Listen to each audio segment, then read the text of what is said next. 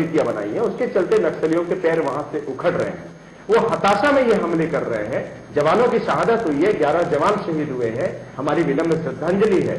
हम इस जीत की खुमारी में उनकी शहादत को भूल नहीं सकते, नकार नहीं सकते, और इसका बदला पूरी तरह से लिया जाना चाहिए। लेकिन मेरा एक दूसरा पक्ष है। दूसरा पक्ष यह है कि आखिर इस नक्सलवाद के खिलाफ लड़ेगा कौन? हमारे सीआरपीएफ लड़ रही है, पुलिस जवान लड़ रहे हैं, छत्तीसगढ़ की पुलिस लड़ रही है। और यदि आप रणनीति बना रहे हैं, वहां पर एसपी बैठा रहे हैं, आईजी बैठा रहे हैं। आपको याद होगा कि कल्लूरी एक बहुत अच्छे आईपीएस हुआ करते थे, हैं, जो वहां पर पदस्थ थे। आईजी के तौर पर उन्होंने कुछ अच्छी रणनीति बनाई थी, 1.5-2 साल में अच्छे परिणाम भी दे रहे थे। उनकी रणनीति इतनी कारगर हुई थी कि नक्सलियों के हौसले पस्त हो रहे थे। अचानक आप कल्लूरी को वहां से हटा देते हैं, सारी स्ट्रेटजी आपकी डगमगा जाती है। देखिए, राजनीति की बंदूक लेकर के नक्सलियों से लड़ने नहीं जाएंगे। क्या है, अभी हम इस जीत पर चर्चा कर रहे हैं, ठीक है, इसमें नकली घटना के बीच में जिस तरह से प्रधानमंत्री नरेंद्र मोदी की जो पहल हुई उस पर हमने चर्चा की, और डगमगाने की जहां तक बात है उस पर काफी चर्चा हो सकती है, काफी बहस हो सकती है, रणनीति बन सकती है।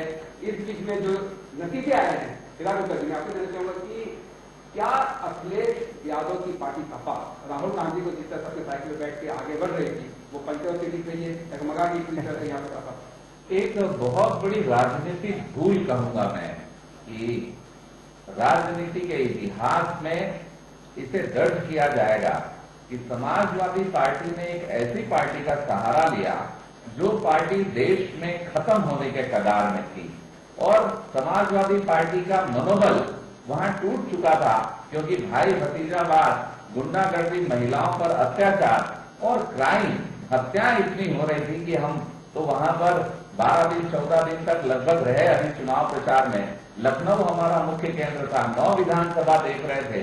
पश्चिम विधानसभा क्षेत्र की अगर मैं आपको बात बताऊं कि पहले पुत्र की हत्या कर दी गई संप्रदाय विशेष के लोगों द्वारा, उसके बाद जब उन्होंने पुलिस में रिपोर्ट की तो कहा कि 7 दिन के अंदर रिपोर्ट वापस ले लो, नहीं तो तुम्हारा भी ये हर्ष होगा, और उस पुत्र के पिता की भी हत्या कर दी गई। एक परिवार के 2 लोगों की हत्या है, और उसके बाद हमने वहां का जो हाल देखा कि अपराधी खुलेआम घूम रहे हैं। निश्चित रूप से अपराध से, डकैती से, गुंडागर्दी से, महिलाओं के अत्याचार से पूरा प्रदेश हिल चुका था और भयाक्रांत था। उसमें अगर यूपी के लोगों को कोई आशा की किरण दिख रही थी तो जैसा मैंने कहा कि कर्तव्यनिष्ठ पार्टी जो राष्ट्र प्रेम के साथ, राष्ट्रभक्ति के साथ हमारे देश के लोगों के साथ प्यार करती है, और विकास की गंगा बहाने वाले मोदी जी, जिन्होंने 2.5 साल में एक दिन भी अवकाश नहीं लिया। ये बात तो एक चर्चा का विषय होना चाहिए कि अगर सपूत है कोई भारत माता का तो नरेंद्र मोदी है, जो 6 दिन में 5 राष्ट्रों को जाकर संबोधित करते हैं, और आराम हवाई जहाज में करते हैं और दिन में उन राष्ट्रों को संबोधित करते हैं। अद्भुत क्षमता का नेतृत्व का। देखिए, आराम हवाई जहाज में करते हैं और विश्राम तक तमाम बातें हुई। प्रधानमंत्री आप कह रहे थे कि जिस तरह से जो फिलहाल उत्तर जी कर रहे बात कह रहे थे कि वो जो रेट है वो विमान में लेते हैं, इस बीच यूपी का चुनाव ऐसा रहा कि उनकी प्रतिष्ठा का विषय भी बना। तमाम विदेशी जो दौरे थे वो एक रूप से गए और उन्होंने पूरा फोकस अपना यूपी इलेक्शन में कर दिया। देखिए राजू जी, जो बात अभी केदार जी ने कही, उस परिप्रेक्ष्य में एक बात मैं जरूर यहाँ पे रखना चाहूंगा कि नरेंद्र मोदी जिस राजनीतिक विचारधारा का प्रतिनिधित्व करते हैं वो एक सिविलाइजेशन की राजनीति की बात करते हैं, सभ्यतामूलक समाज की बात करते हैं। यदि हम आधुनिक अमेरिका की भी बात करें तो अमेरिका एक ऐसा राष्ट्र है जहां पे वो अपने पूर्वजों को भूलते नहीं हैं, जबकि वो भौतिकतावाद के चरम पे हैं। लेकिन जब भी वहां का राष्ट्रपति यदि ओथ लेता है, शपथ लेता है, तो निश्चित रूप से वो अब्राहम लिंकन की बात करता है, थॉमस जेफरसन की बात करता है, फ्रैंकलिन डी रूजवेल्ट की बात करता है, और वो अपने पूर्वजों को बड़ी शिद्दत से याद करते हैं। और जहां तक हम भारतीय परिप्रेक्ष्य में देखें तो भारतीय परिप्रेक्ष्य में एक सिविलाइजेशन की बात की जाती है, सभ्यता की बात की जाती है। नेशन स्टेट की कल्पना नहीं है हमारे यहाँ। जो वामपंथ जो नेशन स्टेट की बात कर रहा है कि भारत जो है एक नेशन स्टेट है, ऐसा नहीं है। भारत में जो राजनीति आज नरेंद्र मोदी जी कर रहे हैं उसमें सिविलाइजेशन की बात है, सभ्यता की बात है, परंपरा की बात है, और उस परंपरा का निर्वाह करते हुए वो यूपी में कहीं ना कहीं दिखाई दे रहे हैं, जहां पे वो युवाओं की बात कर रहे हैं, जहां पे वो पाकिस्तान को थ्रेट कर रहे हैं। एक तरफ पाकिस्तान को थ्रेट कर रहे हैं, वो गरीबों की भी बात कर रहे हैं, विमुद्रीकरण ला रहे हैं ताकि गरीबों की लड़ाई लड़ी जा सके, और दूसरी ओर वो अमीरों को संदेश भी देना चाह रहे हैं, और वही अपनी धमाकेदार उपस्थिति रोड शो के माध्यम से भी कर रहे हैं, वहीं लाल बहादुर शास्त्री जी के निवास भी जाते हैं। इस तरह से उन्होंने तमाम संकेतों को धक्का बताते हुए उन्होंने राजनीति में एक ऐसी बात स्थापित की है जिसके लिए मेरे ख्याल से कोई भी राजनीतिक दल उनके इर्द गिर्द फटकते हुए भी नहीं दिखाई देता है। वो अपने आप को अपडेट कर रहे हैं, अद्यतन कर रहे हैं, पल प्रतिपल अपने आप को कहीं ना कहीं अपडेट करते हुए दिखाई दे रहे हैं। प्रधानमंत्री जी, आपकी बातों से एक बात निकल के सामने आई कि अब्राहम लिंकन को याद किया जाता है, जो भी अमेरिका प्रेसिडेंट होता है अपने पूर्वजों को याद करता है। यहाँ पर लेकिन एक तरह से देखा जाए बीजेपी की जो जीत है इसमें कहीं ना कहीं एक बहुत बड़ा योगदान अडवाणी जी का भी है, अटल बिहारी वाजपेयी का भी है, जिन्होंने लंबे समय तक इस पार्टी को स्थापित करने में संघर्ष किया। क्या लगता है कि इस समय जिस तरह से अटल बिहारी वाजपेयी को और अडवाणी जी को जिस तरह से एक उनकी भूमिका को लेकर चर्चा में थी, तो वो इसमें कहीं सीधे मोदी का सुनामी, मोदी में इस तरह की बात निकल सामने है? नहीं, ये बात नहीं है। भारतीय जनता पार्टी अटल अडवाणी को कभी भूल नहीं सकती और वर्तमान में भी नहीं भूला गया। जब कोई स्ट्रेटेजी बनती थी, केंद्र में बैठकर अगर कोई मीटिंग होती थी, तो निश्चित रूप से उसमें माननीय अडवाणी जी की भूमिका अहम होती थी और आज भी है। ये सब भारतीय जनता पार्टी के पितृ पुरुष है, जिन्होंने अपना पूरा जीवन पार्टी को खड़ा करने के लिए और राष्ट्र की सेवा में लगा दिया। मैं ये बात को कहना चाहूंगा कि जैसे यदि अमेरिका में पितृ पुरुषों को पूछा जाता है तो भारत देश और भारतीय जनता पार्टी उसमें कहीं आगे है। मोदी जी ने बारंबार अपनी परंपरा और संस्कृति की बात करके ही आज ये मुकाम हासिल किया है। अटल बिहारी वाजपेयी, लाल कृष्ण आडवाणी पितृ पुरुष है भारतीय जनता पार्टी के, इन्हें पार्टी कभी नहीं भुला सकती। एकात्मवाद मानववाद की बात होती है अनिल जी, और इस बीच में बीजेपी ने पिछले एक सालों में जिस तरह से मानवतावाद, एकात्मवाद पंडित दीनदयाल को याद किया, और क्या लगता है बीजेपी में एकात्मवाद काफी हावी होती नजर आ रही है क्या? देखिए, एकात्म मानववाद एक वैचारिक लड़ाई है जो बीजेपी के मूल में है। दीनदयाल उपाध्याय ने ये संदेश पूरी पार्टी को भेजा था और बीजेपी इसको आधार बना करके आगे बढ़ रही है। एकात्मवाद बोला था, एकात्मवाद उसी पर मैं आ रहा हूं, मैं उसी पर आ रहा हूं। एकात्म मानववाद के जो 3 प्रमुख अंग है और एकात्मवाद में थोड़ा सा अच्छा एकात्म बीजेपी है, निश्चित तौर पर एकात्मवाद तो दिख ही रहा है। आज अमित शाह पूरी पार्टी को संचालित कर रहे हैं, नरेंद्र मोदी सरकार चला रहे हैं, लेकिन ये भी मानिए कि कहीं ना कहीं लीडरशिप तो देनी पड़ेगी ना। आखिर वाजपेयी जी भी प्रधानमंत्री थे तो वो भी एकात्मवाद ही था एक तरह से। आडवाणी जी जो पार्टी के राष्ट्रीय अध्यक्ष बने वो भी एकात्मवाद था। तो कहीं ना कहीं पार्टियां एक चेहरे को लेकर के तो चलेंगी। कांग्रेस में इंदिरा गांधी एक बहुत बड़ा चेहरा थी, उनके चलते पार्टी ने काफी डेवलपमेंट किया। तो जहां पर लेकिन एकात्म मानववाद जो है वह पार्टी के मूल में है, व्यक्ति का, समष्टि का, इनका विकास तो पार्टी के मूल में है। क्या लग रहा है कि इस बार यूपी के चुनाव में पार्टी के मूल में क्या था, किस तरह से पार्टी सोचे थे? क्योंकि जिस तरह से अखिलेश यादव की विकास की बात हो रही थी, आपने भी कहा कि विकास की गंगा, वो तो सपा ने भी कर दिखाया था यूपी में, विकास की गंगा को उन्होंने भी बहाया था। पर जो हत्याएं, महिलाओं के ऊपर अत्याचार, स्कूल और कॉलेजों की कमी, आप देखेंगे कि उत्तर प्रदेश की जितनी आबादी है उसकी तुलना में वहां स्कूल और कॉलेजेस नहीं है। जो वहां के विद्यार्थियों को सुविधाएं मिलना चाहिए थी वो नहीं है। और वहां की जनता ने जब देखा कि छत्तीसगढ़, मध्य प्रदेश, गुजरात में जब भारतीय जनता पार्टी की सरकार है और केंद्र में भारतीय जनता पार्टी की सरकार है, तो कितने अच्छे नियम और अनुशासन के साथ देश और प्रदेश को चला रहे हैं, तो निश्चित रूप से इसका एक बड़ा आकर्षण उत्तर प्रदेश की जनता और जो टीवी के माध्यम से, मीडिया के माध्यम से देखती और सुनती समझती है कि अगर छत्तीसगढ़ में कन्यादान योजना है, मैं कहूंगा कि एक छोटी योजना है, इसके बारे में बोलने की आवश्यकता नहीं है। पर अगर हम मानव जाति की संवेदनशीलता की बात करें तो सरकार का काम नहीं था कि किसी बच्ची, गरीब बच्ची की शादी की कोई योजना बनाए, पर भारतीय जनता पार्टी की सरकार ने छत्तीसगढ़ में कन्यादान योजना बनाई कि गरीब बहन बेटियां जिस परिवार में है, अगर आज बेटी बचाओ बेटी पढ़ाओ की बात है तो वो बाद में चिंता एक दिखती है कि मेरी बेटी बड़ी होगी तो इसका ब्याह कौन बचाएगा। पर मुझे इस बात का गर्व है कि भारतीय जनता पार्टी के नेताओं ने इस बात की चिंता की और गरीब बेटियों के विवाह की एकदम आधिकारिक रूप पर कि आप बारात लेके आए, उनके भोजन की व्यवस्था और घर के सामानों की व्यवस्था भारतीय जनता पार्टी की सरकार करती है। अगर मेरी बहन बड़ी हो गई और उसका गांव से कॉलेज दूर है तो उसके लिए सरस्वती साइकिल योजना की बात होती है। अगर हम योजनाएं तो कई सारी है, इन योजनाओं को हम गिनाने बैठे तो पूरा समय निकल सकता है। ये आकर्षण है, गांधी जी एक आकर्षण है भारतीय जनता पार्टी। क्या ये योजनाओं की जीत है जिस तरह से मोदी जी एक एक करके कई योजनाएं लाते चले गए, उस योजनाओं का पुलिस में निश्चित रूप से पुलिस को नहीं है, ये हकीकत है। जवाब में से मैं दे रहा था। देखिए, निश्चित तौर पर विकास एक प्रमुख मुद्दा होता है। जो भारतीय लोकतंत्र है वो उसकी रोमानियत है कि वह डेवलपमेंट पर भरोसा करता है, और इसीलिए आज कई राज्यों में बीजेपी रिपीट हो रही है। गोवा में बीजेपी की सरकार थी, आज वहां पे अच्छा प्रदर्शन है। बाकी राज्यों में भी बीजेपी ने काम किया है। लेकिन मैं एक दूसरा पक्ष रखता हूं जिसमें आपको बड़ा आश्चर्य होगा। बीजेपी ने एक फील गुड का नारा दिया था 2004 में जो लोकसभा इलेक्शन हुए थे, भारत उदय, फील गुड, और बहुत सारी उपलब्धियां भी थी बीजेपी के खाते में। पर आप देखेंगे बीजेपी पूरी तरह हार गई थी लोकसभा का चुनाव। इसी तरह जो हिंदुत्व का मुद्दा था, यदि बीजेपी चाहती है कि हिंदुत्व के मुद्दे पर उसको उभार मिल सकता है, वह पॉलिटिक्स में एक ब्राइटनेस की भूमिका में आ सकती है, तो आपको याद होगा कि बाबरी मस्जिद गिरी थी, उसके बाद जो चुनाव हुए थे बीजेपी साफ हो गई थी। तो देखिए, आप हिंदुत्व हो चाहे डेवलपमेंट हो, जब तक ये जनता के आस्था में खरा नहीं उतरेगा, जब तक आप पार्टी को और कार्यकर्ता को आगे रख करके उसका विश्वास नहीं जीतेंगे, ये दोनों मुद्दों में आप खिलाफ हो जाएंगे। लेकिन इसके बाद भी आज यूपी में यदि सरकार आई है, निश्चित तौर पर नरेंद्र मोदी ने डेवलपमेंट किया है, उन्होंने जो योजनाएं चलाई, उन्होंने जो डिनोटिफिकेशन किया, उन्होंने जो उज्ज्वला योजना लेकर के आए, एक आम जनता को ऐसा लगा है कि एक ऐसा प्रधानमंत्री बना है जो लोग इसमें कड़े फैसले ले सकता है। और तमाम दुख सहते हुए भी भारत का लोकतंत्र आज उस प्रधानमंत्री के पीछे चल रहा है। यूपी की जनता ने भी यही संदेश दिया है। 300 से ज्यादा सीटें बीजेपी जीत रही है। निश्चित तौर पर यूपी की जनता ने बहुत बड़ा विश्वास बीजेपी पर जताया है और उसे इससे पर खरा उतरा। लेकिन मणिपुर की स्थिति देखिए, यहाँ काफी नेक टू नेक है, क्योंकि कांग्रेस के पास में अभी देखिए 20 के आसपास का और 20 के आसपास बीजेपी है, तो काफी नेक टू नेक स्थिति मणिपुर में दिख रही है। यहाँ पे देखिए, मणिपुर में और बस्तर में एक बड़ी समानता यह है कि दोनों बहुत बड़े आतंकवाद से जूझ रहे हैं। वहां पर दूसरे आतंक है और बस्तर में नक्सल है।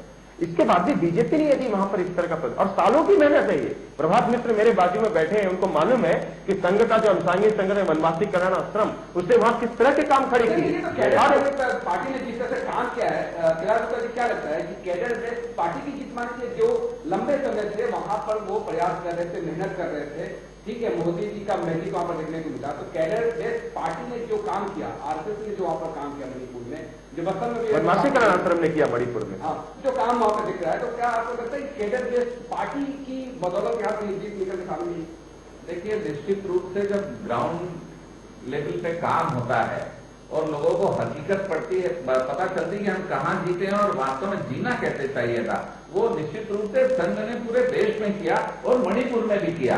पर जब उसको ऊपरी वातावरण जो जलवायु है वो उसके आधार पर मिलती है, जब वातावरण उसके आधार पर बनता दिखता है तो वो आकर्षित होते हैं और वो सफल होता है। मणिपुर में सालों से ऐसा काम हो रहा था, पर वहां की जनता को जो एक विश्वास हुआ वो प्रधानमंत्री नरेंद्र मोदी जी के ऊपर हुआ, भारतीय जनता पार्टी की कार्यशैली पर हुआ और वो सफल आज दिखाई पड़ता। और पंजाब में अकाली दल की सरकार थी, भारतीय जनता पार्टी वहां पर सहयोगी के रूप में थी, वहां भारतीय जनता पार्टी की सरकार नहीं थी। मैं आपको रोकना चाहूंगा, ये बात आप बहुत अच्छे से समझ लीजिए कि पंजाब में हम वहां पर उनके सहायक के रूप में थे, सरकार हमारी नहीं थी और वहां पर कोई भारतीय जनता पार्टी के खिलाफ मतदान नहीं हुआ, शिरोमणि अकाली दल के खिलाफ मतदान हुआ है। और देखा जाए इन तमाम 5 राज्यों में जो नतीजे आए हैं, इसमें कहीं न कहीं जो जन विरोधी लहर है वो काम कर रही, प्रभाव देखिए, की जो बात कही जाए, जन विरोधी लहर तो अपनी जगह उसका ध्रुव सत्य है, लेकिन एक बात हमें बिल्कुल समझना होगा कि अब हमारा जो लोकतंत्र है परिपक्वता के उस अप्रतिम ऊंचाई को छू रहा है जिसकी हम कहीं कल्पना करते थे, और हमारा लोकतंत्र इसके लिए अभिनंदन का पात्र भी है। और मैं उस जनता को बहुत धन्यवाद देना चाहूंगा जिसने अपना बहुत अच्छा एक जनादेश दिया है। इस जनादेश में एक संतुलन भी है। यदि आप देखें तो उत्तर प्रदेश में वहां की जनता ने एक ऐसी पार्टी को नकारा है जिसमें परिवारवाद हावी था, एक ऐसी पार्टी को नकारा है जिसमें केवल एक जातिवाद की बात की जाती थी, एक ऐसे पार्टी को नकारा है जिसमें केवल तुष्टीकरण की राजनीति की। आप तमाम तरह से यदि राजनीतिक दलों का अध्ययन करें तो ऐसे राज्यों में उन पार्टियों का सुपड़ा साफ हुआ है जहां पे वो राजनीति को केवल उस परंपरागत राजनीति की चक्र से देख रहे थे, जिसके लिए कहीं न कहीं नरेंद्र मोदी जी ने उनको एक रास्ता दिखाया है कि परंपरागत राजनीति, सोशल इंजीनियरिंग की उस राजनीति को आप छोड़िए और अपनी राजनीति को इतना अपडेट कीजिए कि जो जन आकांक्षाएं हैं उसको पहचाना जाए, उसको समझा जाए और उसके अनुरूप निर्णय लिया जा सके। जिस डिजिटल इंडिया की बात कर रहे हैं वो डिजिटल इंडिया जो है आज सभी के हाथों में पहुंच चुका है और उस हाथ की नब्ज को यदि किसी ने पहचाना है तो वो नरेंद्र मोदी जी का नेतृत्व है। तो नरेंद्र मोदी के नेता में पहचाना गया है। खिलाफ जी, आपने यूपी इलेक्शन की पहले तमाम चरणों में आपने वहां पर काफी मेहनत की, जमीनी स्तर को आपने देखा और जिस तरह से परिवारवाद की बात की जा रही है, तो यहाँ पर अखिलेश का एक चेहरा था जो अखिलेश अपनी पत्नी के साथ में काफी जगहों पे, काफी मंचों पर नजर आए। वहीं दूसरी तरफ मोदी जी भी यहाँ पे जमकर यहाँ पे मेहनत कर रहे थे। लेकिन एक बात इस बीच आई कि अमित शाह की कई सभाओं में भीड़ नहीं थी, यही बात भी मेरे सामने काफी सुर्खी बनी। तो क्या आपको लगता है कि ये अमित शाह की जीत के तौर पर देखा जाए या मोदी की जीत पर देखा जाए? ये आपका प्रश्न तो बहुत अच्छा है और जवाब भी इसी में छुपा है। ये भारतीय जनता पार्टी की जीत है। भारतीय जनता पार्टी एक कार्यकर्ताओं की जीत है। माननीय नरेंद्र मोदी जी प्रधानमंत्री हैं तो वहां तक पहुंचने के लिए कार्यकर्ताओं ने मेहनत की और अमित शाह जी अगर राष्ट्रीय अध्यक्ष हैं तो वो कार्यकर्ताओं के लिए अध्यक्ष हैं। उनकी सभाओं में भीड़ थी कि नहीं थी ये विषय की बात नहीं है, क्योंकि वो संगठन के नेता हैं। काफी आ गया में काफी ठीक है, पर उन्होंने जो मेहनत की, मैं वहां था, मैंने देखा कि लखनऊ के जब हम केंद्रीय कार्यालय में रात में 1 बजे उनसे मिलने गए तो लगातार बैठकों में व्यस्त थे और रात 3:30 बजे मिलने का अवसर प्राप्त हुआ। समझा जाए कि यहाँ पे लोग मोदी को सुनना चाहते हैं।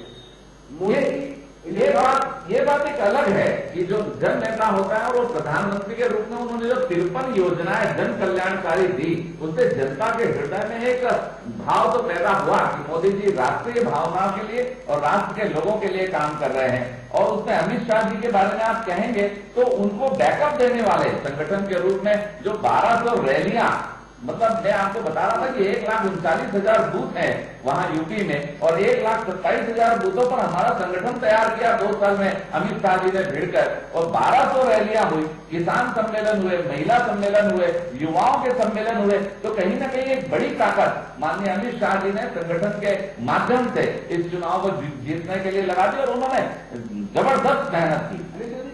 अगर सोशल नेटवर्क को देखा जाए, सोशल साइट को देखा जाए तो इसमें एक बात निकल सामने आ रही है कि हमने जीतने को कहा था, रौंदने को नहीं। ये बातें काफी प्रमुखता से दिख रही है, मतलब सीधे सीधे यहाँ पे रौंद डाला बीजेपी ने वहां पे यूपी। नहीं, निश्चित तौर पर अमित शाह और नरेंद्र मोदी दोनों ने मिलकर के यूपी में जो चुनाव जीतने के फैक्टर तय है। बिहार में क्यों नहीं हुआ? बिहार में दोनों ने काफी मेहनत की थी। बिहार में निश्चित तौर पर आपने, दिल्ली की बात करें, आपने अचानक जो है किरण बेदी को उतार दिया, कार्यकर्ता पूरा हताश हो गया था, नेता सारे आपके काम करना बंद कर दिए थे। और तो इस तरह के फैसले स्थानीय नेताओं को तो वहां भी तवज्जो नहीं दी गई, यूपी बिहार में नहीं मिली। आपने शत्रुघ्न सिन्हा को, इतने पुराने लीडर हैं, साइड कर दिया, आखिर आपने नतीजे पंजाब में आप देखिए, पंजाब में आप देखिए नवजोत सिंह सिद्धू आपके बहुत पुराने लीडर थे। तो पुराने लीडरों की भी यदि आप नाफरमानी करेंगे, नाइंसाफी उनके साथ करेंगे तो कहीं ना कहीं खामियाजा भुगतना पड़ेगा आपके लिए। अगर आप ये कहते हैं कि हमारा हर कार्यकर्ता देवता की तरह है तो उसमें आप जनाधार वाले लीडरों को नकार नहीं सकते, उनको लेकर के साथ चलना होगा। लेकिन अपनी अपनी महत्वाकांक्षाएं होती हैं और बिहार में जो समीकरण थे, मुस्लिम यादव माई समीकरण जो था, जिस तरह से आरक्षण एक मुद्दा आ गया था कि उसको बहुत ज्यादा साफ करने की, देखिए यूपी में भी आरक्षण का मुद्दा आ ही गया था, वैद्य जी ने जिस तरह से, लेकिन वो एंटी नहीं था। मीडिया में भी जिस तरह तोड़ मरोड़ का बयान पेश किए गए इसको लेकर के था, लेकिन यूपी में कहा जाता है कि मीडिया ने बयान को तोड़ मरोड़ पेश कर दिया, मतलब कुछ हो तो सीधे मीडिया ने उसको हुआ भी है राजीव। आप अगर ओरिजिनल वैद्य जी का ओरिजिनल बयान अगर आप देखेंगे तो कहीं हो नहीं इसकी प्रभात जी, क्योंकि राजनीतिक के चिंतक हैं, राजनीतिक विश्लेषण उनका बहुत अच्छा रहता है।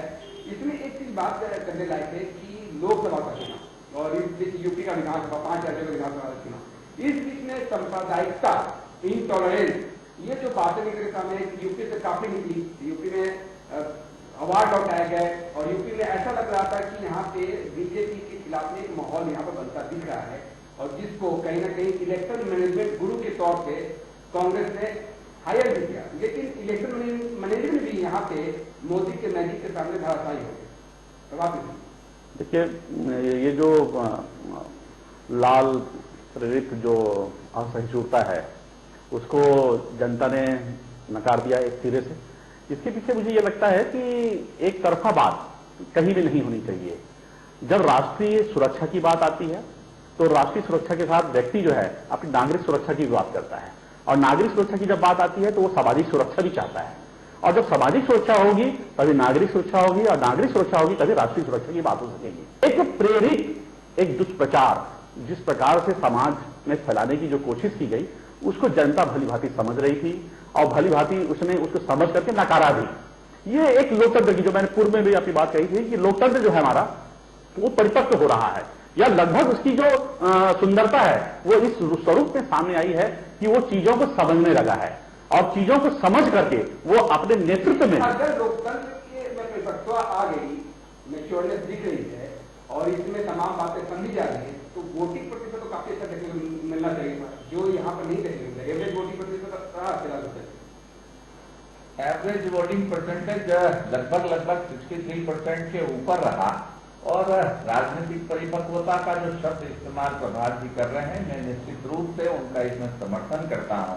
जब हम देख रहे थे कि 2014 में माननीय नरेंद्र मोदी जी 3D सभाएं जब लेते थे, मैं रायपुर ग्रामीण विधानसभा में चुनाव संचालन देख रहा था, और बुधवारी बाजार धनपुरी में एक सभा वहां पर आयोजित थी 3D की।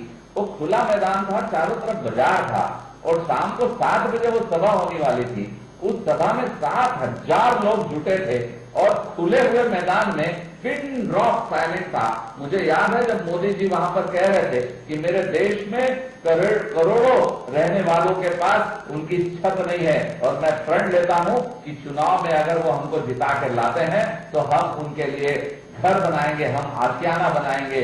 तो वहां से जो परिवर्तन हुआ राजनीति की सोच का, मैं आज जो प्रजातंत्र की परिपक्वता की बात कहते हैं तो मुझे स्ट्राइक हुआ, वो दिन याद आ गया। मैंने वहां पर पत्रकारों से कहा था जब बाइट ले रहे थे कि माननीय मोदी जी चुनाव जीते या हम चुनाव में असफल हो, वो बात नहीं है, पर आज बेहद खुशी इस बात की है कि 7,000 लोग किसी राजनीतिक भाषण को बहुत गंभीरता से और ध्यानपूर्वक सुन रहे हैं। किसी को बोलने की आवश्यकता नहीं पड़ रही है कि वो शांत रहे। वो दिन था, और लगातार ये जो आज यूपी में हम परिणाम देख रहे हैं, निश्चित रूप से माननीय मोदी जी ने जो परिवर्तन लोगों के दिमाग में लाया कि राजनीति क्या होती है, राजनेताओं का कर्तव्य और फर्ज क्या होता है, एक प्रधानमंत्री के रहते हुए वो अपने देश की निष्ठा और स्वाभिमान को कैसे बढ़ा सकता है। उन्होंने देश के हर एक व्यक्ति का स्वाभिमान ऊंचा किया। वो अमेरिका से लेकर रशिया तक, जापान से लेकर ऑस्ट्रेलिया तक, आप जहां की बात करें, भारत को स्थापित करके बताया। सर्जिकल स्ट्राइक करके उन्होंने सिद्ध कर दिया कि बात तो हर बात का करारा जवाब देने के लिए भारत सक्षम है। तो मैं कहता हूं कि जो परिपक्वता प्रजातंत्र की है, निश्चित रूप से वो बहुत सुंदर ढंग से आज भारत में देखने मिल रही है, और स्वाभिमान के साथ भारतीय जनता जीना सीख रही है, और इसके परिणाम और बेहतर आएंगे आगे। क्या लगता है कि चुनाव में ध्रुवीकरण देखने को मिला? जैसे संतान की बात की गई, बिजली की बात की गई, चुनाव को ध्रुवीकरण होता नजर आया, जिसका ये इधर फायदा दिखा है। वो भी एक पार्ट मुझे दिखाई दिया। देखिए, बीजेपी ने कई स्ट्रेटजी पर अपनी रणनीति तैयार की। तो आखिरी समय में वक्तव्य आया, आखिरी समय में आया, लेकिन जहां जरूरी लगा वहां करना पड़ा। तो आप मत भूलिए कि मुलायम सिंह यादव जब रेप होते थे लड़कियों के और सवाल उठते थे तो मुलायम सिंह यादव खुलेआम कहा करते थे, बच्चे हैं, गलतियां हो जाया करती, इन्हें माफ कर दीजिए। वह क्या बयान थे इस तरह के। तो अगर इस तरह के बयान सामने आ रहे तो उनका इनकाउंटर करने के लिए बीजेपी क्या करेगी? आप ठीक चुनाव में कहा नरेंद्र मोदी ने, और वही कहा जो जनता फील कर रही थी। उन्होंने कहा कि आप शमशान घाट को तो बिजली नहीं देते, लेकिन कब्रिस्तान को बिजली दे रहे हैं। तो ध्रुवीकरण भी कहीं न कहीं निश्चित तौर पर हुआ है। हाँ, इतना जरूर है कि राम मंदिर का मुद्दा इस बार बीजेपी ने नहीं उठाया, उससे बचने की कोशिश की। सार्वजनिक मंच पर राम मंदिर का मुद्दा नहीं उठा, कैडर बेस्ड पार्टी होने के नाते जन जन के ध्यान में बताने की कोशिश की गई कि राम मंदिर एक अहम मुद्दा है बीजेपी। नहीं, शहनवाज हुसैन और नकवी साहब ने कई प्रेस कॉन्फ्रेंस में इसके जवाब दिए हैं, मैं सुन रहा था उसको। शहनवाज हुसैन ने कहा कि राम मंदिर का मुद्दा हमारे लिए आस्था का मुद्दा है, लेकिन वो न्यायालय में है, तो इसलिए हम उसका सम्मान करेंगे। देखिए, राम जन्मभूमि, राम एक भगवान के साथ साथ भारतीय जनता की संस्कृति भी है। आज हम थोड़े साल पहले भी जाए तो कोई मुसलमान भाई को भी अगर रास्ते में मिलता था तो राम राम कहते थे, और वो जवाब राम राम में देता था। पर ये जो कट्टरपंथ ने और संप्रदायवाद खड़ा कर दिया। उसके बाद राम हिंदुओं के हो गए, संस्कृति नहीं बनाने दिया, और वो संप्रदाय कट्टरपंथी लोग राजनीतिक रोटी सेकने के लिए ये राम के शब्द को संप्रदाय और धर्म में समाहित कर गए। पर ऐसा है नहीं। राम भारत की संस्कृति है। लहर तो दिखी, लेकिन इसमें एक बड़ी खबर आ रही है कि हरीश रावत अपना चुनाव हार चुके हैं, और जिस तरह से कहा जा रहा था कि उत्तराखंड में काफी स्थिति जो है हरीश रावत की वो डावाडोल है, इसमें ये खबर आई कि हरीश रावत अपना चुनाव, प्रभात जी आप इसको किस तरह से देख रहे हैं कि हरीश रावत अपना चुनाव हार चुके हैं और दोनों स्टेट में यूपी और उत्तराखंड में यहाँ पर बीजेपी सरकार नाती जा रही है। और इसके साथ में एक बात मैं और कहना चाहूंगा कि जो मोदी की लहर थी वो सीधे तौर पर दिख नहीं रही थी, और कहीं ना कहीं अंदर ही अंदर ये लहर थी नहीं। देखिए, कुछ बातों को लेते हुए मैं आपकी बात पे आऊंगा। यदि हम 1984 का वो दशक याद करें, शाहबानो प्रकरण हुआ था। शाहबानो प्रकरण वो राजनीति का मोड़ था जहां से भारतीय राजनीति की दिशा जो है बदल जाती है। और उसके पूर्व हम यदि जाएं तो हम समाजवादी राजनीति का वो इतिहास देखें जिसमें लोहिया से लेकर के चंद्रशेखर तक मुलायम सिंह जी ने जो राजनीतिक जो दिया है गुणाभाग, जिसमें उन्होंने अपने इन नेताओं को धोखे में रख करके, इनको अंधेरे में रख करके अपना हित केवल साधा, उससे एक ट्रेंड बनते जा रहा था कि ये जो समाजवादी जो राजनीति है उसका जो इतिहास है, उसकी जो दिशा है और उसकी जो दशा है वो अब क्या होनी चाहिए। तो ये परिणाम इस बात की ओर भी ले जाता है कि जनता ने उन सभी चीजों का कहीं ना कहीं अध्ययन किया है और उस अध्ययन के प्रतिफल में आज उसने ये जनादेश दे दिया। दूसरी बात यह है कि जहां तक हम बात करते हैं मोदी लहर की बात करते हैं, ये एक तरह का मैं जहां तक समझता हूं कि ये एक वो सांस्कृतिक लहर है जिसको जनता घटते हुए देखना चाहती है। उसका पैरोकार, उसके नेतृत्वकर्ता, ये जो लोग हैं ये निश्चित रूप से उसके हकदार हैं, क्योंकि इन नेतृत्वकर्ताओं ने उन मुद्दों को उठाया है जिसकी जनता बहुत सालों से आस लगाए बैठी थी, और जनता की नब्ज को पहचानना ही एक नेतृत्वकर्ता की अपनी कला होनी चाहिए। और नरेंद्र मोदी ने उस कला को बहुत अच्छे से पहचाना और उन्होंने नब्ज पकड़ने की कला होनी चाहिए।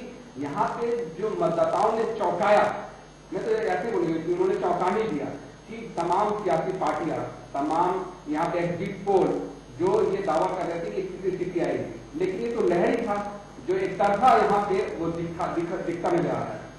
देखिए, ये बात बड़े ध्यान देने की है कि 2014 जब लोकसभा चुनाव हुए तो उत्तर प्रदेश में महिलाओं ने 59% मतदान किया, और जब 2017 में लोकसभा चुनाव हुए तो उसमें 63%, 63% महिलाओं का परसेंटेज वोटिंग का था। तो जो हम बात कर रहे थे प्रजातंत्र में जागरूकता की, लोकतंत्र की जागरूकता की, वो स्पष्ट रूप से महिलाओं में भी आ गई। पहले महिलाएं घर परिवार के लोग और आसपास के लोग क्या बात कर रहे हैं उस आधार पर वोटिंग करती थी, एक परंपरागत ढंग से वोटिंग करती थी। जब उन्होंने देखा कि ये भारतीय जनता पार्टी के प्रधानमंत्री नरेंद्र मोदी जी मुद्रा बैंक योजना की बात कर रहे हैं, और जो इंश्योरेंस की बात थी प्रधानमंत्री बीमा सुरक्षा योजना, जो 2 रुपए और 3 रुपए में 12 लाख रुपए की योजना, 12 रुपए प्रति साल में, हम तो कहीं ना कहीं, और उज्ज्वला योजना की बात करें कि महिलाओं को गैस का कनेक्शन फ्री में, तो जागरूकता आई और वो परसेंटेज महिलाओं के वोटों का काफी बढ़ा। यहाँ पे एक चीज बात आई कि यहाँ पे जो वोट किए गए वो निम्न वर्गीय मध्यम वर्गीय लोगों ने किया, अमीर लोगों ने नकार दिया था, सीधे सीधे उन्होंने ज्यादा बढ़ चढ़ के यहाँ वोटिंग नहीं की। क्या यही चुनाव में देखिए, मतदाता का अपना एक रुझान और ट्रेंड होता है, चाहे वो अमीर हो चाहे गरीब हो। सवाल ये नहीं, मैं देख रहा, मुझे मालूम नहीं है, केदार जी बता रहे थे 63% वोटिंग हुई थी कई राज्यों में, औसतन जो हुई है, तो निश्चित तौर पर सभी वर्गों के लोगों ने वोट डाला होगा। लेकिन सवाल यह है कि उन्होंने आस्था कहा जाता है, जो ट्रेंड कहा जाता है कि बहुत अधिक वोटिंग हो तो एंटी इनकम्बेंसी मानी जाती है, एवरेज वोटिंग हो तो उसमें कुछ संशय की स्थिति रहती है। बिल्कुल राजीव, आप हरीश रावत की बात कर रहे थे, देखिए मुख्यमंत्री थे, चुनाव हार गए वो, तो निश्चित तौर पर इससे पता चल 1984 में जो चुनाव हुए इंदिरा गांधी रायबरेली से चुनाव हार गई थी, प्रधानमंत्री रहते हुए चुनाव हारी थी। तो ये लोकतंत्र है, यहाँ पर प्रधानमंत्री हो चाहे मुख्यमंत्री हो, अगर आप जनता की आकांक्षाओं पर खरे नहीं उतरे हैं तो आपको जाना होगा, विधायक से लेकर के मंत्री तक। भी है खिलाड़ुता जी कि जब आप लोकसभा का चुनाव लड़ते तो आपके साथ में प्रधानमंत्री का उम्मीदवार था, आपके आपके पास चेहरा था, लेकिन यूपी विधानसभा चुनाव में आपके पास वो चेहरा नहीं है। अभी तक मुख्यमंत्री कौन होगा इस पर भी संशय की स्थिति है। तमाम लोग यहाँ पे दावे कर रहे हैं, योगी आदित्यनाथ का अपना है, वरुण गांधी का चल रहा है, मौर्य साहब का भी। तो क्या लगता है कि एक तरफ पार्टी केंद्र में जब चुनाव हो रहे होते हैं तो उसमें आपके पास चेहरा होता है, लेकिन विधानसभा चुनाव में वो क्या होता है? देखिए, इसके लिए भारतीय जनता पार्टी राष्ट्रीय पार्टी है और सब समितियां बनाई गई है। जो केंद्रीय समिति है और विधायक दल की बैठक में मुख्यमंत्री तय होना चाहिए, ये प्रजातंत्र की पुरानी बात है, कोई नई बात नहीं है। पर बीच में सारी स्थितियां राजनीतिक तौर पर बदली थी और पार्टियां व्यक्तिगत नामों को सामने लाकर प्रदेशों में चुनाव करती थी।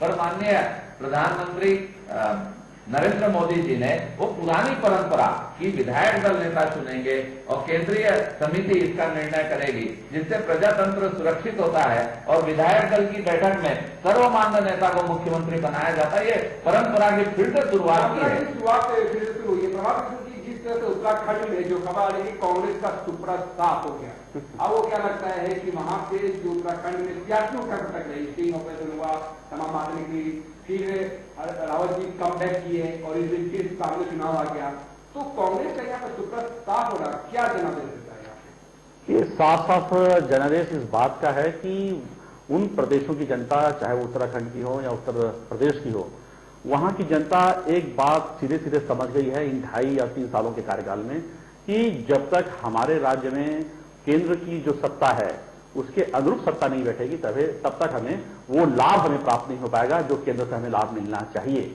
उस लाभ से वंचित होने की जो मनोदशा है वो मुझे ऐसा लगता है कि जनता ने ये साफ साफ मैंडेट दिया कि हमारे राज्य में भी वही सरकार रहे जो केंद्र में है, तभी केंद्र और राज्य का संतुलन विकास के पैमाने पे ठीक बैठ सकेगा और उसके अनुरूप ये वोटिंग जो है उन्होंने अपने अपने राज्यों में की है।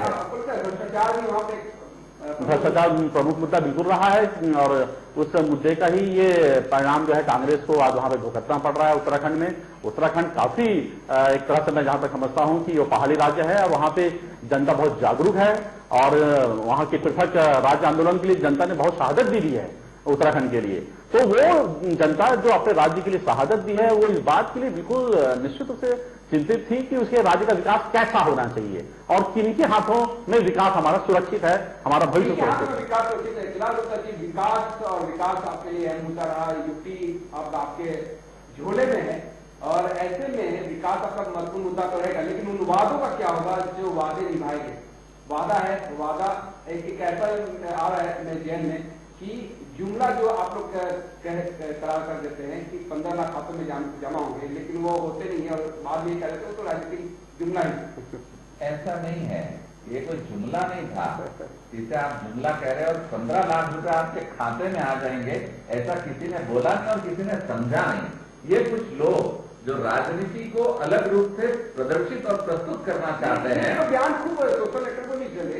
नहीं, देखिए हकीकत समझिए उन बातों की कि एक भारतीय नागरिक का 15 लाख रुपए काले धन के रूप में विदेशों में जमा है। बात ये थी, ये बात नहीं थी कि उनके खातों में जमा हो जाएगा। मैं आपसे पूछता हूं, ये कैसे तय करेंगे कि किस आदमी का 15 लाख है, किस आदमी का 12 लाख है, किस आदमी का 11 लाख है? तो जो बात आधारहीन है वो कभी भी बयानों में नहीं आती। ये एक बात चलती है कि वास्तविकता क्या है कि इतने पैसे भारत देश के और स्विस बैंक में काले धन के रूप में जमा है, उसको लेकर के थी। और अगर आप बात बोलेंगे अच्छे दिन आने वाले हैं कि कैसा गुड फील कैसा कर रहे हैं, तो आज आप देख लीजिए कि मैंने जैसा कहा कि 12 रुपए में और 2 लाख का बीमा, 362 रुपए में 3 लाख का बीमा, और मेरे जो किसान भाइयों का बीमा था 60 साल से कांग्रेस राज कर रही थी और जब एक संभाग की या एक पूरे गांव की फसल खराब होती थी तब उसको बीमा की राशि मिलती थी। अगर उसके खेत में कीड़ा लग जाए, माहू लग जाए, तब उसको बीमा की राशि नहीं मिलती थी।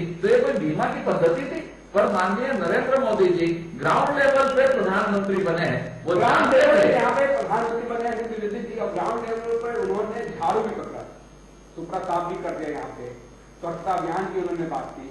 अब क्या लगता है कि जिस तरह से नरेंद्र मोदी ने झाड़ू पकड़कर और पूरे कचरों को बाहर कर दिया, उस तरह से स्वच्छता एक बहुत महत्वपूर्ण मुद्दा रहा कि अभी तक देश में जो स्थिति है वो स्वच्छता को लेकर लोगों में जागता नहीं है। बिल्कुल, देखिए प्रधानमंत्री नरेंद्र मोदी ने बहुत लीक से हट करके कई प्रयोग किए हैं। अब वो बीजेपी के नेता हैं, बीजेपी की तरफ से प्रधानमंत्री हैं, लेकिन जब बनारस गए तो लाल बहादुर शास्त्री के घर जाना नहीं भूले। तो ये हमारी बड़प्पन है, ये हमारा एक नए तरह का प्रयोग है। अगर उन्होंने हाथों में झाड़ू थामे, आप देखिए पूरा देश उनके आदर्शों पर चलते हुए झाड़ू थाम चुका था। NIIT, IIM के स्टूडेंटों ने सड़कों में आकर के सफाई की।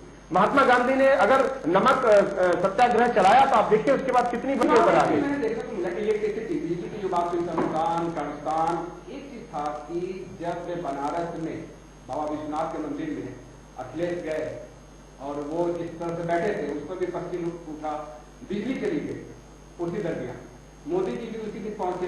प्रधानमंत्री जी, मैं आपसे जानना चाहूंगा, क्या इलेक्ट्रिसिटी जिस तरह से कवितान, शमशान और मंदिर के अंदर में बिजली जाना, क्या इलेक्ट्रिसिटी भी एक प्रमुख मुद्दा रहा यहाँ पे? बिल्कुल, विद्युत अवरोध एक प्रमुख मुद्दा रहा और इस मुद्दे से तमाम किसान भाई, छात्र छात्राएं और बहुत सी सारी चीजें हमारी जुड़ी हुई हैं। इलेक्ट्रॉनिक गैजेट्स के उपयोग बढ़ गए हैं समाज जीवन में।